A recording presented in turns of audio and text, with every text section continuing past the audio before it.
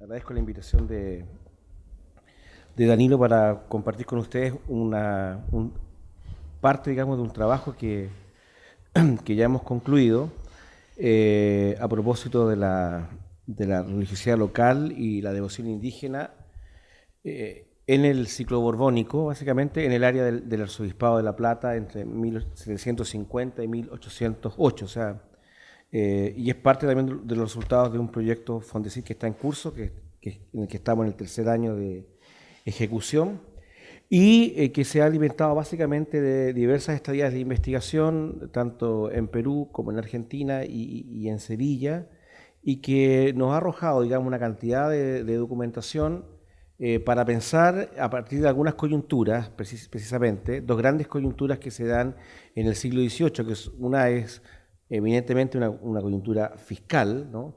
que está en directa relación con algo que aquí ha expuesto también Eric, en el sentido de la tendencia de la monarquía al control político de las doctrinas y de la iglesia colonial, que se trata de un fenómeno que habría que decirlo que es anterior, ¿no? Ya hay unos primeros esfuerzos y primeras indicaciones de esa orientación fiscal y de control político, básicamente, por parte del virrey, el duque de la Palata, en las últimas décadas del siglo XVII, perdón. Eso es lo primero.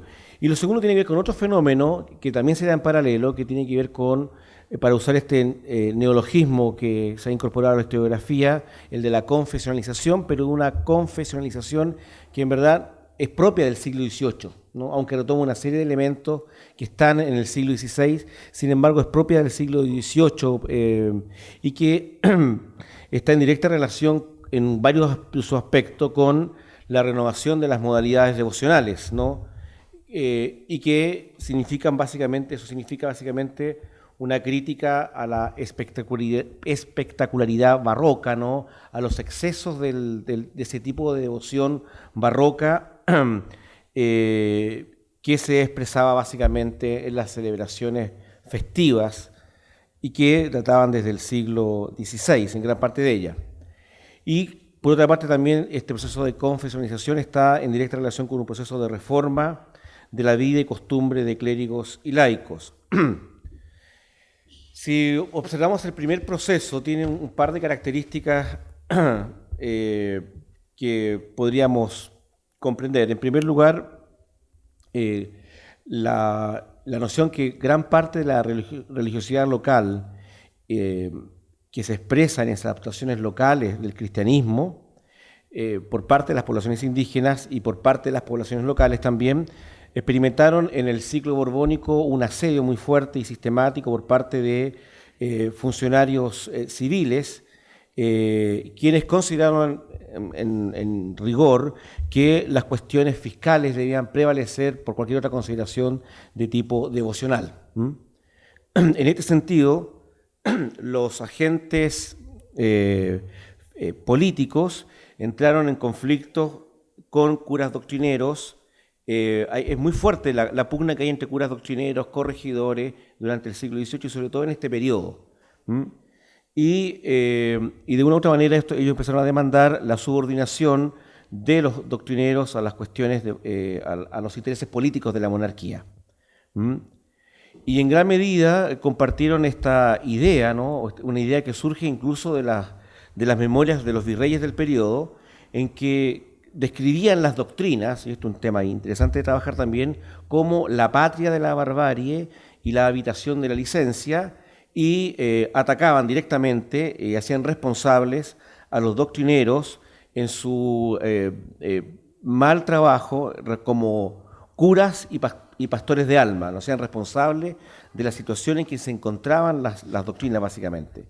En este contexto vuelven a tomar fuerza en esta segunda mitad del siglo XVIII las antiguas disposiciones del duque de la Palata, en las que, entre otras cosas, se encargaba a los curas doctrineros, a los corregidores, la supervisión, el control de los curas doctrineros, ¿no? Y este planteamiento que está ya dispuesta en la disposición del Duque de la Palata, comienzan no solamente a aplicarse, sino que a despertar una serie de desencuentros a nivel local, en los espacios locales, entre los curas y los doctrineros.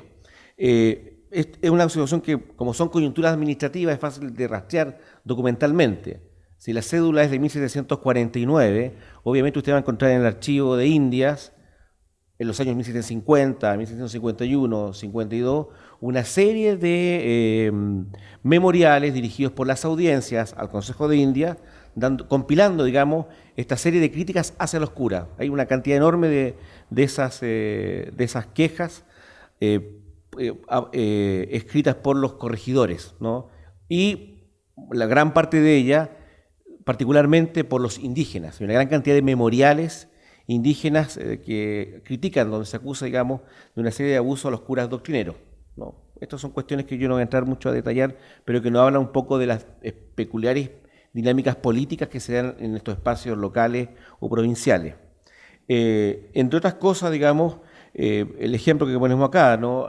Directamente esto va a implicar una serie de medidas tendientes a restringir primero el número de fiestas que se celebraban en los pueblos de indios, pero también los gastos en los cuales los indios, con los cuales los indios debían concurrir para sufragar estas cuentas, estas fiestas. La perspectiva de los funcionarios reales consiste básicamente en denunciar que los curas doctrineros abusan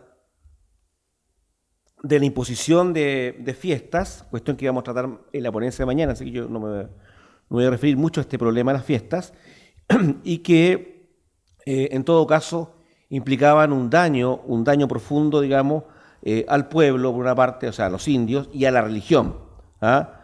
Porque, y lo que también despertaba, como ya sabemos, el recurso constante de los curas doctrineros a utilizar las censuras eclesiásticas para excomulgar a los corregidores. Esto es una cosa que se da muy fuerte en este periodo. Ahora bien, en la perspectiva de estos funcionarios reales se esperaba que los indios atendiesen el pago. No lo había adelantado, parece, ¿no? Ya se fue atrás, la contera andar aquí. Ahí está.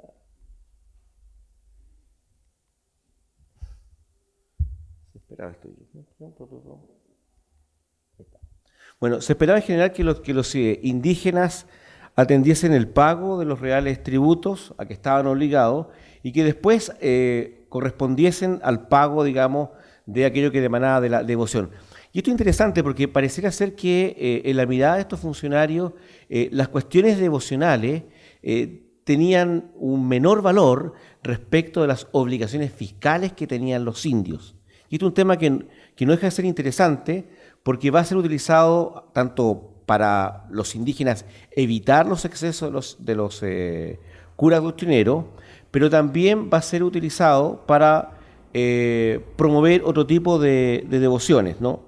Entonces había en ello la convicción de que la obligación fiscal era antes que nada una cuestión que debían ser atendido por las poblaciones indígenas. Ciertamente que se trata de funcionarios que compartían una cierta concepción regalista respecto de la supremacía de los intereses de la corona por sobre cualquier otra consideración. Incluso viendo algunas discusiones muy puntuales en torno al pago de sínodos, que es, por así decirlo, el sueldo que deben recibir los curas doctrineros por su oficio y su trabajo, incluso hubo algunos celosos funcionarios reales que llegaron a plantear, ¿no?, la eliminación del sínodo, ¿ah?, por considerarlo en el discurso de la época un abuso que es contrario a las leyes, a la razón y, por supuesto, muy gravoso a la Real Hacienda, para citar simplemente a un oficial real. De otra parte, los funcionarios reales consideraban que muchas de estas festividades que se celebraban en los pueblos de indios, pero también en las ciudades, atentaban contra las normas básicas de la civilidad y de la sociabilidad, ¿no? O sea, no solamente significaban enormes gastos para las comunidades, en ese sentido hay una serie de disposiciones reales que tienden a no solamente a prohibir el número de fiestas, sino que a prohibir el número, o sea, limitar el número de concurrentes a ciertas festividades. Todo esto con el propósito de que las comunidades indígenas no tuvieran que verse mermadas en sus ingresos por la necesidad de costear estas fiestas. No obstante, es interesante ver cómo también en estos funcionarios hay otra mirada de la fiesta, ¿no? La idea de esta fiesta comunitaria, muy barroca, ¿no? Que está muy vinculada, como lo veremos mañana también, a los ciclos productivos de las comunidades.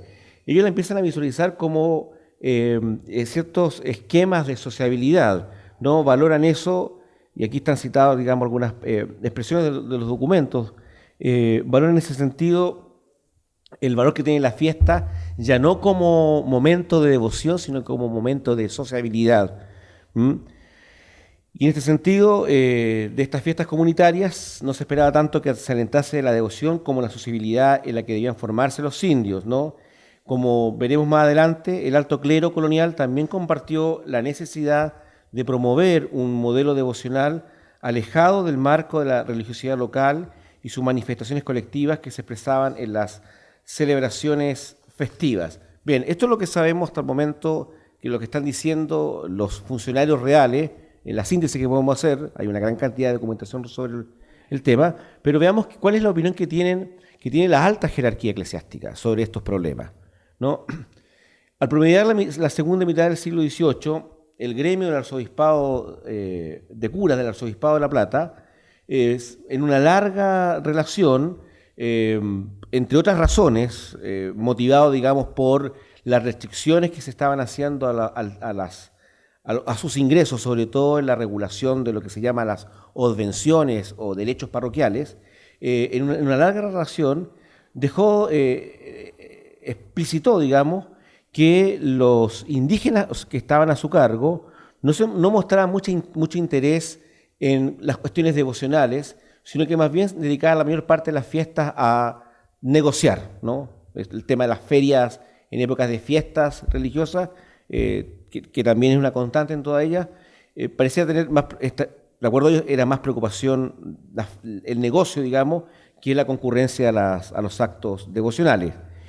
Y también estos doctrineros denunciaban la rusticidad de los indios y el que fueran siempre objeto de la influencia de supersticiones que podían poner en riesgo el paciente trabajo de adoctrinamiento. Ahora bien, esta mirada que tiene el gremio de curas del arzobispado está en una coyuntura específica, que es la restricción o el control que se trata de hacer de los ingresos que tiene la iglesia o que tienen los curas doctrineros. Porque de otra parte, nosotros también podemos entender que por las visitas pastorales también nos dan otra imagen, digamos, de estos mismos doctrinas. ¿Ah? En algunos de ellos se minimiza, digamos, la presencia de tradiciones que entran en conflicto o en contradicción con la ortodoxia. No obstante, esto parece ser una excepción, porque en general la mirada que van a tener los prelados del arzobispado durante esta segunda mitad va a ser fuertemente negativa respecto del estado de la feligresía, ¿no? Y sobre todo la mirada que ellos tienen de las fiestas, ¿no? Y en esas fiestas generalmente se ve ese escenario de excesos, de adulterios, de insectos, de obscenidades, etcétera, ¿no? Que se cometen aprovechando la noche sobre todo, ¿no? Y de ahí la tendencia a prohibir sistemáticamente la realización de procesiones nocturnas en este periodo, ¿no? Y básicamente porque se conectan con una serie de abusos y de torpezas. Y sobre todo la idea de que este tiempo festivo, este tiempo de la fiesta religiosa, era un tiempo que debía estar dedicado a Dios, ¿no? Como nosotros lo hemos mostrado en otros trabajos, este fue un tópico recurrente en la pastoral de la carne, que había acompañado la cristianización de las poblaciones indígenas y que vio en la naturaleza lasciva de los indios uno de los mayores impedimentos para hacerlos vivir en un régimen civil y cristiano, ¿no? Bueno, y hay una serie de tendencias, digamos, a restringir las fiestas, sobre todo en aquellas que eran explícitos, como en esta que está acá, no sé si es lo mismo acá, no, sí. En esta como el baile del paya paya, ¿no? Un baile que aún se celebra en algunas zonas, donde el contenido orgiástico era evidente y, por supuesto, fue ocasión para hacer una represión por parte del obispo en este sentido. De otra parte, no obstante, muchas de estas fiestas, si bien están estos excesos que se denuncian y quieren ser controlados, sin embargo, hay otro tipo de excesos que no son tan pecaminosos como lo que hemos señalado anteriormente, pero que están en directa relación con ciertos abusos, ¿no? Y aquí viene otro elemento más que interesante para nosotros, que tiene que ver con el ataque a las costumbres, ¿no? O sea que prácticas devocionales que se habían asentado largamente y que tenían un cierto peso, digamos, en la tradición local. Muchas de estas prácticas fueron atacadas desde la alta jerarquía eclesiástica, pero no obstante defendidas por los curas doctrineros, como lo expresa esta carta, digamos, del cura de la parroquia de San Juan de Potosí, que trata que tiene dudas de aplicar un edicto episcopal o arzobispal por los efectos negativos que puede tener en la población. No, estamos en pleno psicoborbónico, ¿no? Ya se ha hablado largamente sobre estos temas de los fueros, los privilegios, las concesiones, etcétera. Pero obviamente la mirada del prelado es absolutamente dura, ¿no? Ellos están dispuestos a cortar los abusos, aun cuando ellos se apoyen en la idea de una larga costumbre, una inmemorial costumbre. O sea, estos prelados no están dispuestos a negociar con nadie, ¿no? En este sentido están absolutamente tendientes a aplicar, digamos, una nueva mirada de las devociones y que voy a simplemente tener que resumir en estas cuestiones, ¿no? En primer lugar, desde la segunda mitad del siglo XVIII nosotros observamos una expresa intención de intervenir en los espacios de religiosidad local, ¿no? La pastoral de estos prelados estuvo marcada por una comprensión de la devoción que se encontraba muy alejada del entramado de prácticas y significados que había caracterizado los intercambios simbólicos desarrollados por las comunidades indígenas. En segundo lugar, estos prelados, digamos, atacaron básicamente o trataron de atacar, básicamente, o asediar algunas modalidades en las cuales se dan estos intercambios simbólicos, precisamente en el lugar preponderante que tenían ellos, la materialidad de los objetos vinculados al culto, ¿no? Hay una serie de disposiciones tendientes a regular las imágenes, su diseño, etcétera, que aquí yo no voy a entrar a mencionar, pero que colocaban en evidencia, sin embargo, una devoción, o sea, pero que se contraponían básicamente a una devoción que debían hacer del alma y del corazón, y en la que el intimismo devocional parecía perderse la exterioridad de los actos. Incluso algunos de estos prelados seguían pensando que las supersticiones y la idolatría permanecían aún entre los indios, ¿ah? Sobre todo en las lenguas, en el uso de las lenguas indígenas, al cual también nosotros le hemos dedicado ya un largo trabajo sobre el particular. Y por último, la vigilancia de las conductas de los fieles, ¿no? Y de los clérigos se fue extremando en la implementación de inquisiciones generales que nosotros observamos en este periodo en el arzobispado y una serie de visitas pastorales que en el contexto del siglo XVIII, que son muy distintas a las del XVI y el XVII, están guiados por el esquema de misiones, ¿no? Y estas misiones básicamente tenían el propósito de promover un modelo devocional personal, eso es importante, es personal, que se alejaba de las celebraciones religiosas comunitarias, características de la religiosidad local, y se pensaban como una modalidad, estas misiones, bueno, después sí puedo hablar más primeramente sobre las misiones, para combatir la ignorancia que se juzgaba como fuente del pecado y del infierno. Y por último, en este proceso nosotros lo que vemos es una tendencia de la iglesia, una tendencia a subordinar, por así decirlo, la religiosidad local a la iglesia universal y a implementar un nuevo marco devocional que se observa, como lo hemos visto, en un asedio a las extendidas celebraciones festivas que se desarrollaban en las doctrinas de Indio. Y por último, recordar que también se trata de una arremetida fiscal que consideraba no solo los abusos y excesos cometidos por los curas doctrinarios en la imposición de fiestas y alferazgos, en los que se sobrepasaba el marco de las fiestas obligatorias que debían guardar los indios, sino que la convicción que dichas celebraciones distraían a los indios del cumplimiento de las obligaciones fiscales, ¿no? Estas debían, vuelvo a repetir, tener prioridad para los vasallos indios, debiéndose